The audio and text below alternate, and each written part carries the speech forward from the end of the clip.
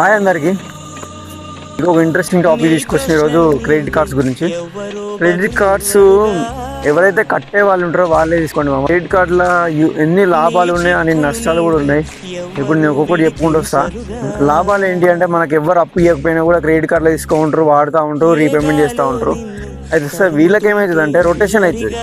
So ఎవరైతే జాబులు చేయకుండా క్రెడిట్ కార్డు యూజ్ చేస్తూ ఉంటారో వాళ్ళు కట్టలేని సిచ్యువేషన్లోకి వెళ్ళిపోతారు. క్రెడిట్ కార్డు అనేది మనము రొటేషన్ కోసం వాడుకుంటాం. అది అయితే జాబ్ చేయని వాళ్ళు ఉంటారో వాళ్ళు తీసుకోకండి. నేను చెప్పేది ఒకటే రియల్ ఇన్సిడెంట్ చెప్తున్నాను. ఇప్పుడు నా ఫ్రెండ్కే జరిగింది.